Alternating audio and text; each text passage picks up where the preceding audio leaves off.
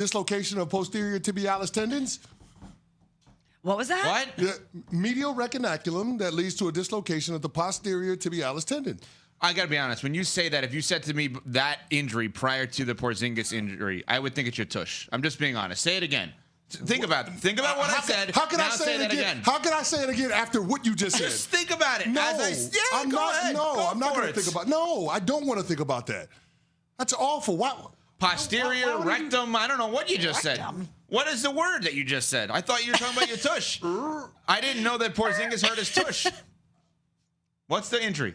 Just say it again, Cece. Save us from ourselves. Say it again. Well, One more because time. I'm not going to be able to say it the same way. Okay, medial retinaculum, right? Correct. Oops. Which had a dislocation of the posterior tibialis tendon. I'm just saying.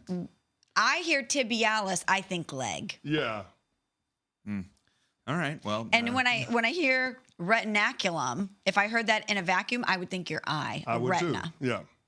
Okay, I heard a C in there somewhere that obviously wasn't in there, so that's on me. But had you ever heard of this injury before that he had? I never heard of the injury before. Never once. When I saw it put out there by our insiders, I was like, excuse me, what is this?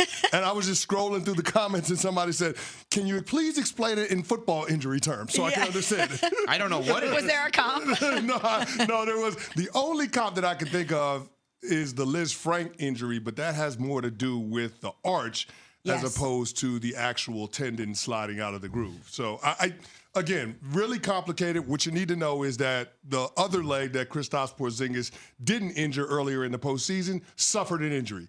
And now we're concerned about what happens with him moving forward. If he is able to play, what version of him are you going to get? But then you also have to be concerned with him compensating as an athlete and potentially aggravating one of the existing injuries, whether it's the right leg or the left leg. And so I think that's the thing that the medical staff from the Boston Celtics are trying to be, a little bit cautious about, is making sure that a 7'4" athlete doesn't put himself in harm's way, where you could talk about him potentially jeopardizing the upcoming NBA season. So we're talking about 2024, 2025. As a player, I can tell you, I don't give a damn about next year. I'm 2 wins away from a championship, and I'm going to do everything that I possibly can to be out there on the court. Medical staff be damned. I mean, as a former player, as somebody that competed for a championship, I'll tell you, I told the Giants staff, the medical staff, Ronnie Barnes and company, there's no way in hell I'm not playing in the Super Bowl. And this is with a detached retina in my left eye and a hole in my knee the size of a dime that required surgery the week after we won. Wow. I said, there's no way I'm missing that opportunity. Because when you win a championship, you are immortalized. And for Kristaps Porzingis to have the career arc that he's had, to be scapegoated in New York at the end after all of the injuries, the torn ACL, et cetera, to have a rough go of it in Dallas where he wasn't able to stay healthy as the running mate for Luka Doncic, to be in the stint that he had with the Washington Wizards, essentially NBA Siberia, like being banished there, to have this opportunity to be a part of this championship team with this franchise, which is a standard bearer, which is a flagship in the league, there's no way I'm passing that up. And if that means I got to miss part or all of the next season, so be it. I don't give a damn. As a player, there's no way I'm letting the medical staff keep me off the court. Well, if it's up to Porzingis, he said that he's going to play. He said, nothing's going to stop me unless I'm told I'm not allowed to play. That would be the only reason why I'm not out there. And the Celtics have said that they've taken the decision to play out of his hands because he has the same mentality that you did, CC, where injuries out the window, he doesn't care. He's going to be out there if he can. No, he ain't got the same mentality I had, because there was no way that the medical staff was going to keep me from the field. Oh, there you go. They got no shot. It was never on the board that I would not play in the game. Now, I'm not saying that that's what Porzingis would do, but I'm just saying that that would be my mentality, because you do have a chance to be immortalized in Celtics basketball lore. But what if it was a 7-game series? That's the difference, though. Like, because you had one game, and basically your career could have been over after that game, and it would have been worth it. Would have been fine for me. Would have been worth it. Right. He's got a 7-game series where they're up 2-0. That's where I think there's a little bit. Now, the mentality still may be different, but I think that this whole thing is interesting. Like Joe Mazzulla, head coach of the Celtics, had this to say with our crew, NBA on ESPN Radio, about Porzingis and whether or not he's going to try to play. What I'm being told is it's obviously something serious, but it's something that has the potential to play. He's going to do everything he can between now and game time to play, but we're going to make sure we put him in the best possible situation. Our medical team will protect him, and because this time of year it can be very tempting to put yourself in a compromising situation, and so he's going to try like hell to play, but we got his back. So they've also said that they're taking that decision out of his hands and that it will be the medical team's decision. He's got a rare injury, as we just mentioned, right? He's got an injury that could potentially, I would assume, get worse, which is why they're talking about this. The flip side is he seems to think he's going to play. Well, hold on, wait a minute. Now, from what I heard from Brian Windhorst and Tim Bontemps is that the injury itself is not going to get worse. Like, they're going to brace it and they'll do all of those things. The injury itself can't get worse, but they're worried about what could happen in terms of instability in the ankle and that potentially leading to other injuries. So that's what I heard based on the medical report. Now, I'm not a doctor, so I don't know. But I do know that Kristaps Porzingis has a unique frame at being 7'4", and you're worried about him being in a high-intensity physical series, physical play, what that's going to do to him, and beyond that, what version of him you're going to get. Because he's been so great, not only offensively, but what he's been able to provide defensively, the chase down blocks, being a rim protector, being able to switch off on those high pick and rolls, and not necessarily move laterally with all of those smaller guys, but disrupt them enough where they can't have a clean picture, get in the paint and do damage like we saw Kyrie Irving and Luka Doncic do in the Western Conference Finals. So he has been absolutely phenomenal. And to quantify his impact, I heard this stat from Brian Windhorst, and I think it bears repeating. When Kristaps Porzingis is on the court for the Boston Celtics this series, they are plus 25 through the 2 games. When he is off the court, the series is even. Yep.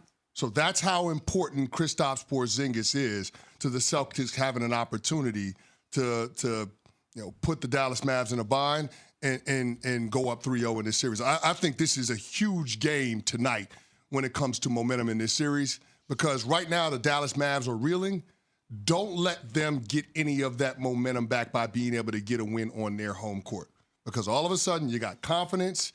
All of a sudden, the young players that haven't settled into this series, like Derek Lively, like Daniel Gafford, like Derek Jones, all of these guys coming off the bench, all of a sudden they settle in.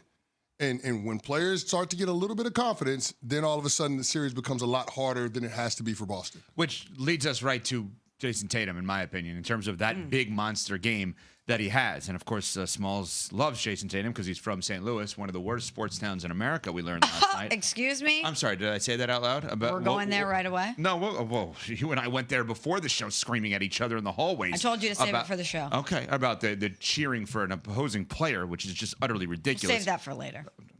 Whatever. Anyway, Joe Mazzulla, the head coach of the Celtics, had this to say in an interesting exchange about Jason Tatum last night. My question is, do you think that we are watching the best version of Jason Tatum in these finals? Yeah, I think it's pretty close. I think because of the type of player that he is, it's always going to look different because of his versatility. And you live in America or Brazil? I live in Brazil. Well, that's probably why you asked that question, and none of the American ones did, because they look at the lens differently of basketball. And so in America, nothing's ever good enough, and it's always about what can you do for me right now. And it's not always the case in this situation. So yes, I think we are, and I think he's only going to get better. And he makes greatness look easy because of his ability to impact the game in many different ways. And he's just going to continue to get better and better and better. And it's an honor to coach him. What are we doing here? I mean, there's an anti-American stance with Joe Mazzulla now? What are we doing here? Joe Mazzulla is a great basketball coach who has won a ton of games really quickly.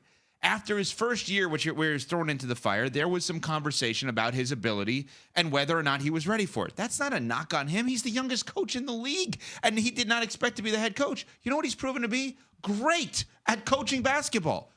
What are we doing here? This Celtics team has been really good for 6 or 7 years. We're waiting for them to get over the hump. This is not an anti-basketball, anti-positivity stance. This is, hey, before you even got here, Joe, they were on the cusp. What are we talking? You think By the way, ask Nuno, you think the European soccer reporters are kind about the team? And Nuno loves soccer. It's all over this stuff. He'll tell you. I mean, they're out of control at times with the soccer media. What are we talking about here? A lot of times great coaches and great managers do everything they can to deflect the spotlight from their players. They want to absorb that so that their players don't have to. And I think in a roundabout way, that may have been Joe Mazzulla's intention here, because he's right. Jason Tatum has impacted this series positively in a lot of different ways, and he does make greatness look easy, and a lot of people do take him for granted and take his excellence for granted. However, there are certainly things that he would like to improve upon in this series. Offensively, you would like to see Jason Tatum better. Turnovers, you would like to see better. He even said it himself after I believe game 1 and 2, that there are certain things that he would like to see better. Himself play better. But Joe Mazzulla is not going to say that. He's not going to come out and say XYZ needs to be better from Jason Tatum, because they're up 2-0. They're in a good position. And I think instead of throwing his player under the bus in any way, shape, or form, he threw Americans under the bus?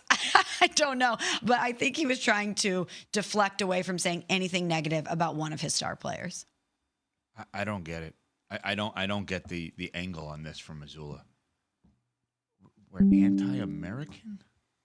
I'm not saying as anti-American media as we approach Jason Tatum. By the way, Joe, here's a suggestion. Go back on the ESPN app or wherever podcasts are found and listen to Unsportsmanlike. It's a very good show. You should watch it or listen to it. After game number 2, where we came on the air and we said, you know what? Jason Tatum deserves a ton of credit. Didn't have his shot going, and you know what he did? Everything else. Yeah. And that's the mark of a great player. Yeah, but he's going to have to be more prolific scoring the basketball. If Porzingis is out. Yeah, if Porzingis is out, he's going to have to be a lot better than that. It can't be 12 or 38 from the field. No. And it's starting to become a pattern for Jason Tatum when we get to the NBA Finals, too. I mean, he's shooting, 31% from the field this year? In the finals against the Warriors a couple of years ago, he shot 36% from the field.